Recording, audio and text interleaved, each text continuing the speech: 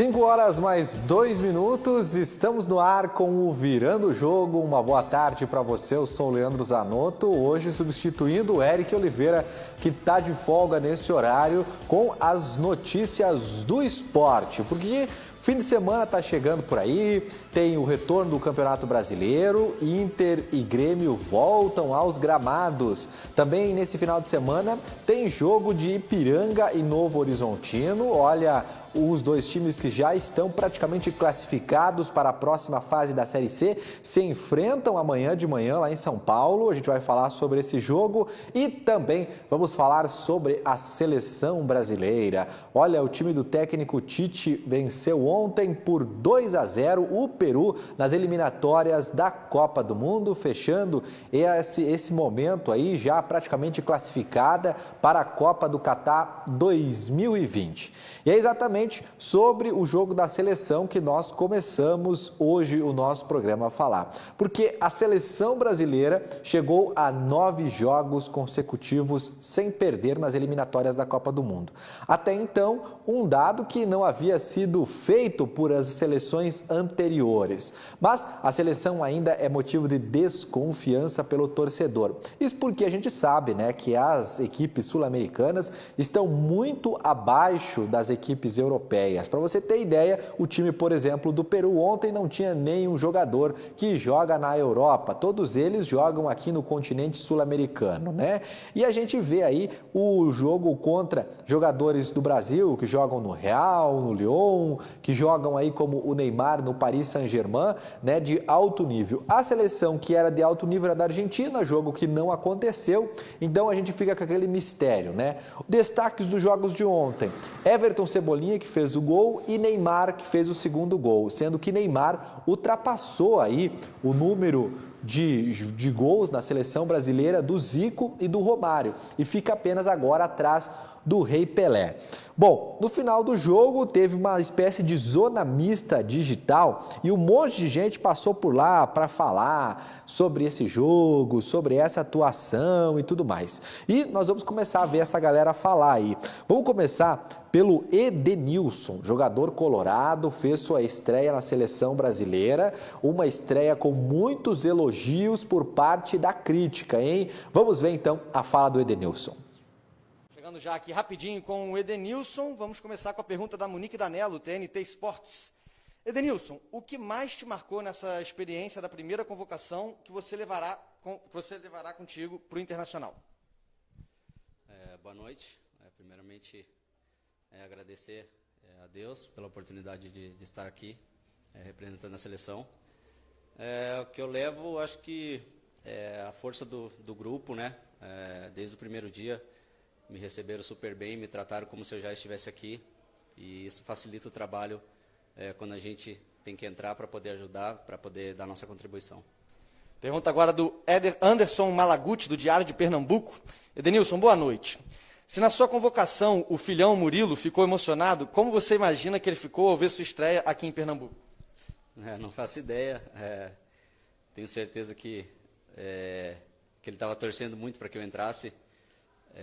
E lógico, a gente sabe que são todos jogadores de qualidade, a gente sempre quer ajudar, mas também tem que respeitar as escolhas do treinador. Fico feliz por hoje ter me chamado para ajudar e também por ter saído com os 3 pontos, são muito importantes. Agora uma pergunta aqui juntando duas, é do Zé Alberto Andrade. Ele te pergunta assim, ele é da Rádio Gaúcha, né? Edenilson, essa passagem pela seleção, que há pouco foi elogiada pelo Casimiro, te cria qual expectativa para o futuro? E aí outra pessoa que citou os elogios tanto do Casemiro quanto do Tite, foi o Kim Beluco, do Futebol Interior, que ele diz: o pouco tempo de seleção brasileira já lhe rendeu elogios do capitão Casemiro e do Tite, dentre outros. Como está sendo viver esse momento na carreira? Então, um pouco sobre a sua atuação de hoje e esse momento na carreira. Então, acho que...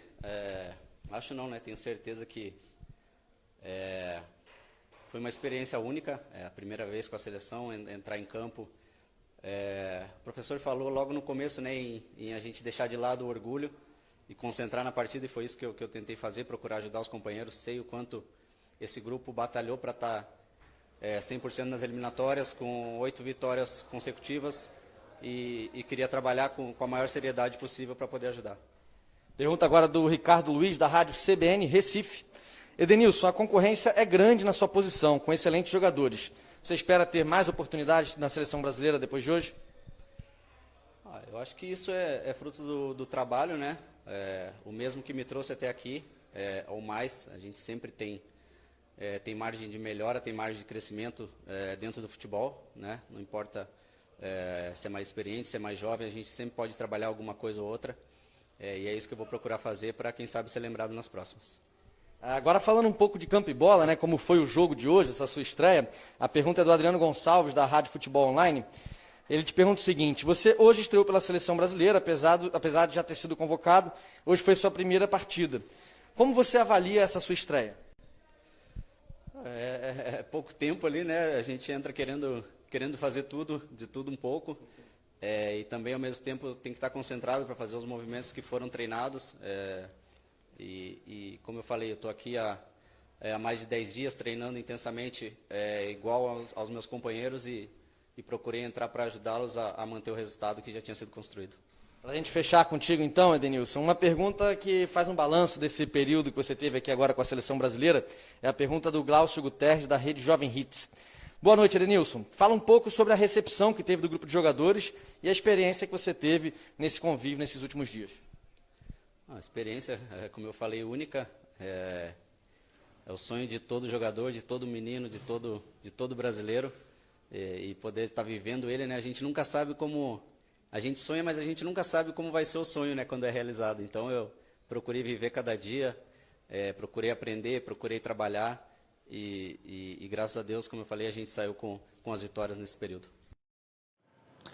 Tá aí, Edenilson, foi muito bem, muitos elogios da crítica esportiva para esse jogador do Internacional, que ainda pode ser muito aproveitado na seleção brasileira, viu? Principalmente aí, se Roberto Firmino não vir, né? A gente vê esse problema da Liga Inglesa agora, no momento da pandemia, que não está liberando os seus atletas para jogar fora do país, e uma boa opção, sem dúvida, para o técnico Tite lá na frente. Bom, outro destaque dessa partida foi Lucas Paquetá, o meio-campo do Lyon da França, né? Acostumado aí a jogar contra o Neymar, jogou com o atleta brasileiro e foi destaque dessa seleção e desse jogo de ontem. Vamos ouvir a fala do Lucas Paquetá, que também passou pela zona mista de Brasil e Peru.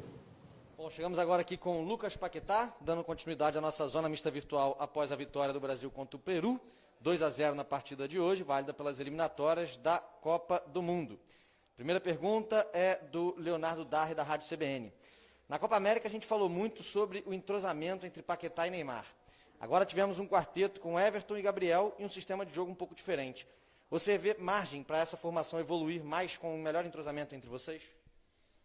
Eu acho que a gente vem trabalhando e aproveitando bastante as oportunidades e as estratégias que o professor vem colocando para nós, e eu acredito que sim, a gente vem cada vez mais estando mais entrosado, seja numa formação 4-3-3 ou 4-2-4, e acredito que quem tiver, independente do nome ali, vai estar entrando e fazendo um grande trabalho. Paquetá, a pergunta agora é do Bruno Cassucci, do GE. Globo. Você acredita que ter outro meia na equipe, no caso o Everton Ribeiro, favorece o seu desempenho? Acho que sim. O Everton é um jogador de qualidade e eu já sou acostumado também a jogar com ele.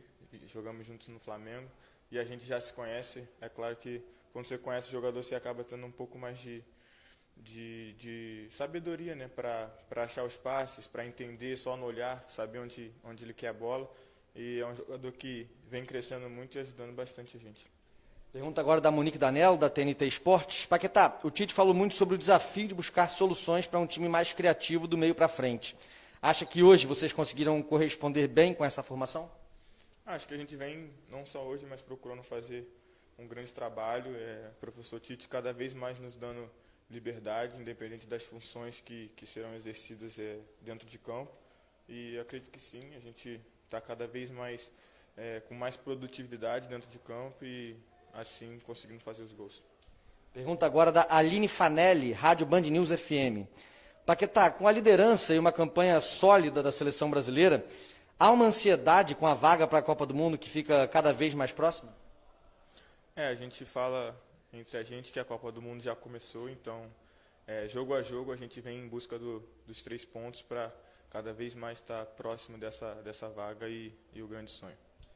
Pergunta agora do Davi Saboia, do Jornal do Comércio. Com que sentimento você encerra essa passagem pela seleção brasileira nessa data FIFA de setembro? Gratidão. Estou muito feliz individualmente pelo meu momento. Eu acho que eu venho trabalhando bastante na temporada passada e já no início dessa temporada venho buscando meu espaço. Então, um sentimento de gratidão, primeiramente a Deus, a todo o staff, aos jogadores pela ajuda e o apoio que vem me dando. E agradecer também as pessoas que torcem por mim, pelo apoio. Espero continuar fazendo o meu melhor e representando essa camisa que é gigante. Para a gente encerrar com o Paquetá, tivemos muitas perguntas aqui sobre o jogo de hoje, né, como foi a atuação ali desse meio campo, acho que já falamos bastante sobre esse tema, mas a última pergunta é do Rodrigo Almonacid, da agência France Press, AFP. Paquetá, o Brasil domina as eliminatórias, mas também as Libertadores e tem 2 times na Sul-Americana. Qual você acha que é a razão para a força atual do futebol brasileiro como um todo?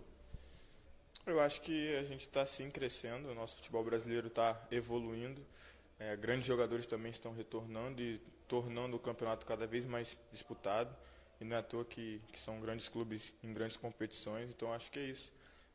Eles estão começando a entender, nós estamos começando a entender que precisamos também igualar na competitividade, que a nossa qualidade técnica vai acabar sobressaindo.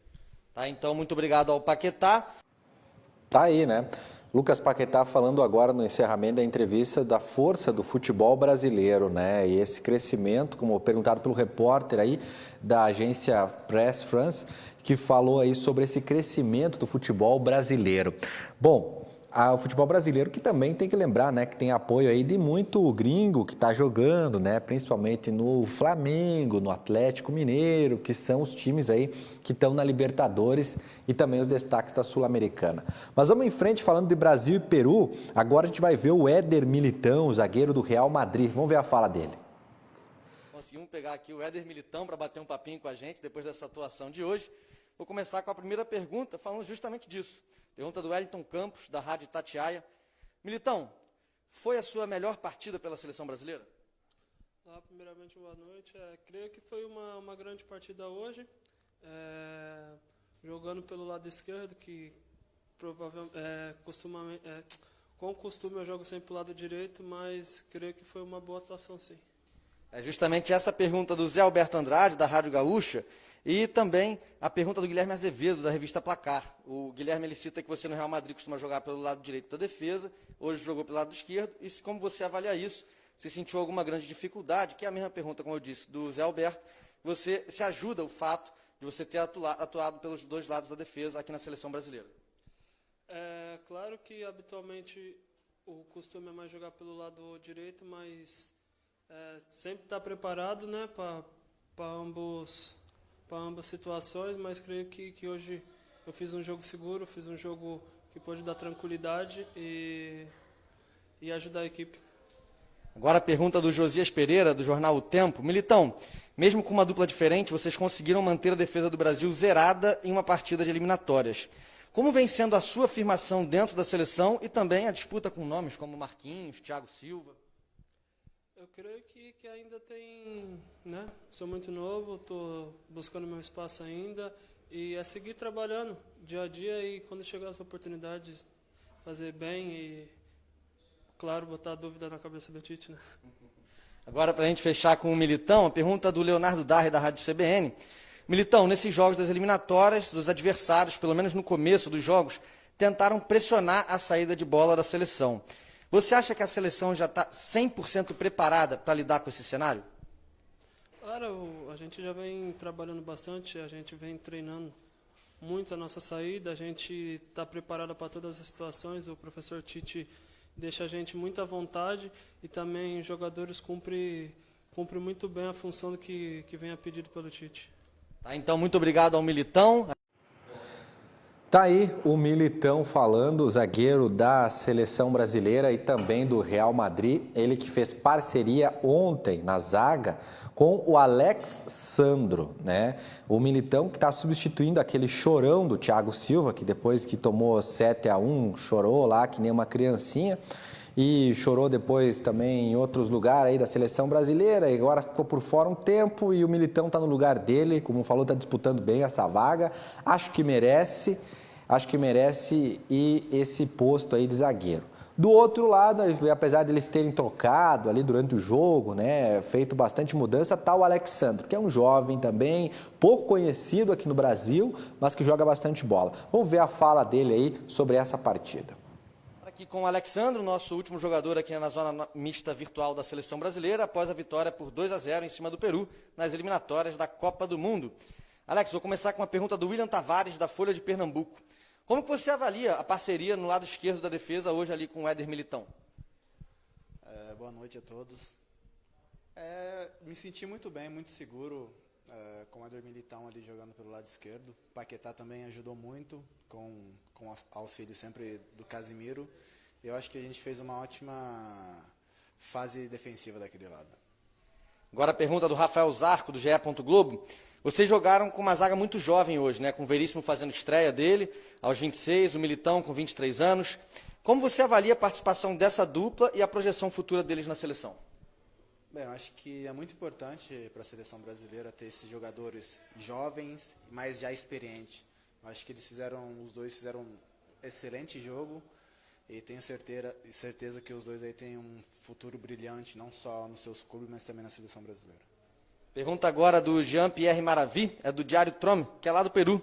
E ele pergunta qual foi a estratégia para evitar que o Peru fizesse algum dano hoje na seleção brasileira, e vocês sentem que podiam eventualmente podiam ter até ampliado o resultado? Bem, a seleção do Peru é sempre bem agressiva nos contra-ataques. Eu acho que a gente conseguiu evitar esse ponto forte deles e também conseguimos ficar bem com a bola, e sem a bola a gente agredia logo para recuperá-la. Pergunta agora do João Guimarães, da Rádio Gama Esportiva. O Brasil marcou gols em todos os jogos das eliminatórias e sofreu em apenas um. A seleção brasileira está cada vez mais forte na luta por uma vaga na Copa do Mundo? Acho que isso se tornou uma marca da seleção brasileira de fazer sempre gols e não tomar, ou às vezes tomar um a cada muitos jogos. Então acho que a gente está no caminho certo, o trabalho está sendo bem feito e tenho certeza que a seleção brasileira tem de tudo para pegar essa vaga para o Mundial. Pergunta agora do Guilherme de Andrade, um pouco sobre bola, né, atuação no jogo de hoje. O Guilherme Andrade do Sport News Mundo. Alexandre, hoje vimos você chegar mais vezes ao ataque com uma liberdade maior para deixar o campo defensivo. A que se deve essa postura? Foi um pedido do Tite?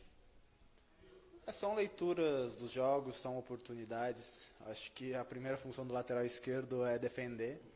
E uma vez que eu vejo que eu tenho a oportunidade de atacar, eu ataco. E quando eu vejo que eu não tenho oportunidade, que a equipe está precisando mais do meu lado defensivo, é assim que eu penso, assim que eu trabalho. Mas eu acho que não só eu que cheguei no ataque pelo lado esquerdo, o Paquetá também fez muito bem, isso me ajudou. Pergunta agora do Zé Alberto Andrade, da Rádio Gaúcha. Você teve a maior sequência como titular na seleção brasileira. O quanto isso vale para você, individualmente, garantir uma vaga na Copa do Mundo? Bem, até a vaga do mundo ainda tem muito chão. Eu penso sempre de poder vir o próximo jogo, a próxima convocação. Eu estou muito feliz de ter essa sequência. Isso mostra a confiança do treinador, a confiança do grupo. E quando um jogador tem essa sequência, se sente confiante. E é assim que eu estou me sentindo. Agora, para a gente encerrar com o Alexandre, uma pergunta que também foi feita ao Paquetá, do Rodrigo Almonacid, da agência France Press, a AFP. O Brasil domina as eliminatórias da Copa do Mundo, mas também domina a Libertadores e tem 2 times nas semifinais da Sul-Americana. Qual você acha que é a razão para a força atual do futebol brasileiro como um todo? Acho que historicamente o Brasil sempre foi rico, né, de jogadores, seja no Brasil ou seja também na Europa. Eu acho que o que a gente está fazendo hoje, o Brasil historicamente, acho que já já teve isso, não talvez sequência de jogos, de vitórias, mas questão de elenco, em questão de ter time sempre nas finais da Libertadores, ou também com o brasileiro sempre na final da Champions League, e o Brasil sempre teve esse histórico. Tá aí, muito obrigado ao Alexandro.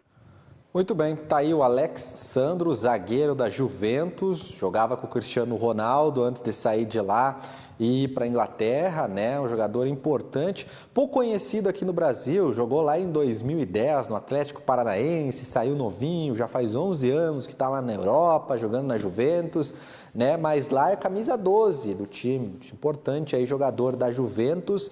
Mas eu não gosto muito desse tipo de coisa que eu vejo que está sendo levado para a seleção, viu?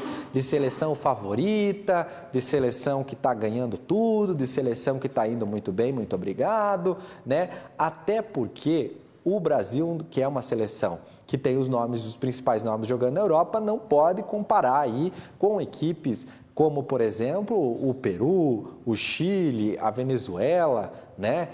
Dá para fazer uma pequena comparação com a Argentina, Paraguai e Uruguai, que são as 4 principais forças, mas mesmo assim o Brasil tem uma grande superioridade no futebol contra essas equipes. E como eu disse, né?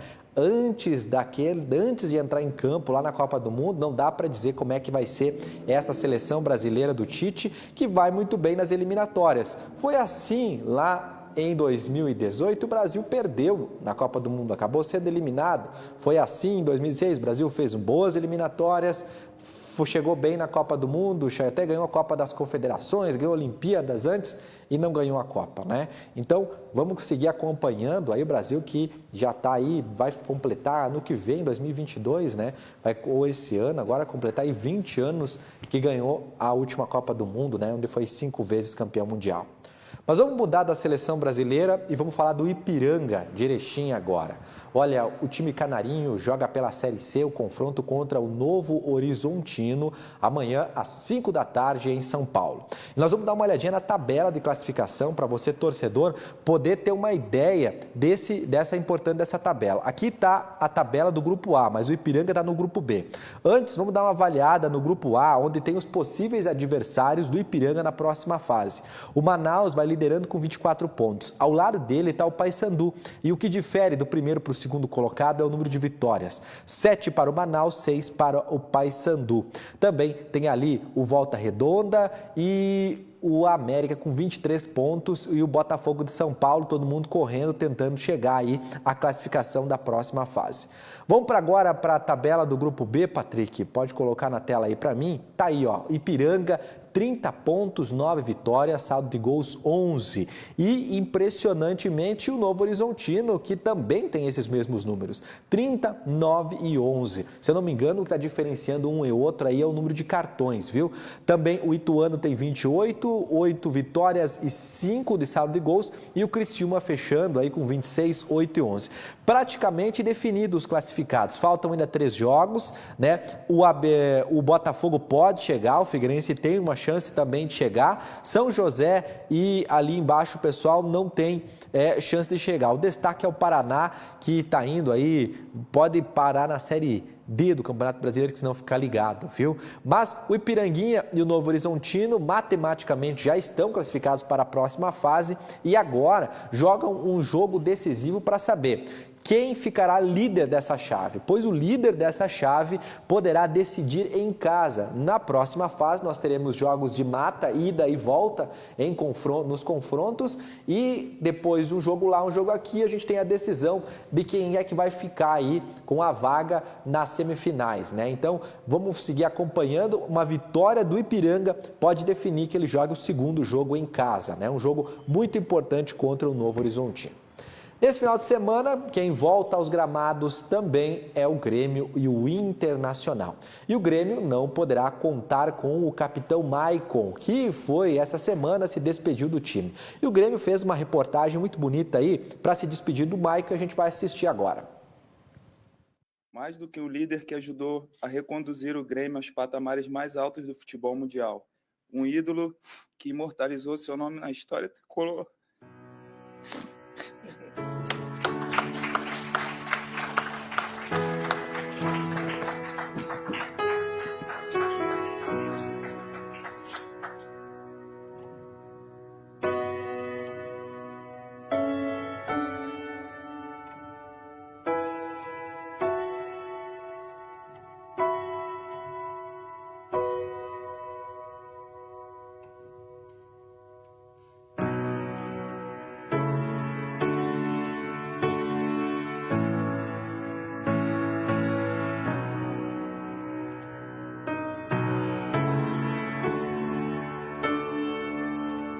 esse momento muito difícil para mim.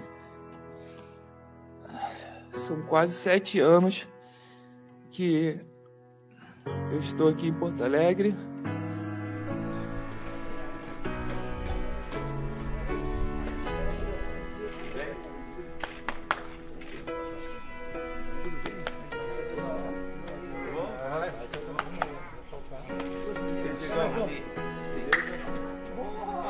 Você também veio dar essa honra.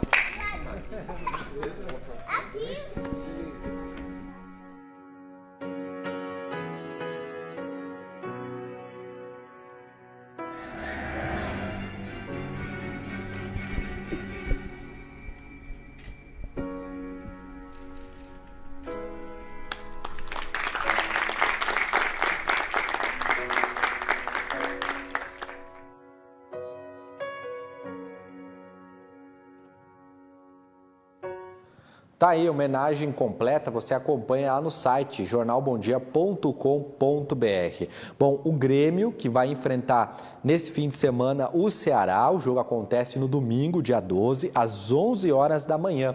O Ceará, que é o time do Thiago Nunes, que saiu do Grêmio e foi trocado pelo Felipão como técnico. Será o jogo de estreia do Thiago Nunes. 11 da manhã. E para os colorados, o jogo é na segunda-feira. O Inter, às 8 da noite, enfrenta o Sport Recife. E essa bronca eu vou deixar para o Eric Oliveira falar desse jogo Internacional e Sport Recife, porque o meu tempo está acabando por aqui. Eu quero desejar um bom fim de semana para você. Lembrar que todas as informações do esporte estão lá em jornalbomdia.com.br/esportes, tá bom? Bom fim de semana, meu amigo, minha amiga, na torcida pelo nosso Canarinho e até a próxima.